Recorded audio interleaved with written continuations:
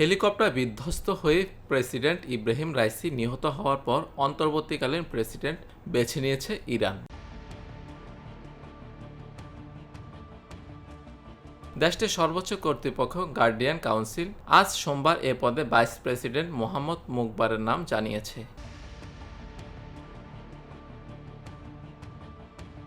কাউন্সিলের মুখপাত্র হাদি তাহার নাজিব এক সাক্ষাৎকারে জানান, সংবিধান মেনে সর্বোচ্চ নেতার অনুমোদনের ভিত্তিতে বর্তমান ভাইস প্রেসিডেন্ট অন্তর্বর্তীকালীন প্রেসিডেন্টের দায়িত্ব নেবেন।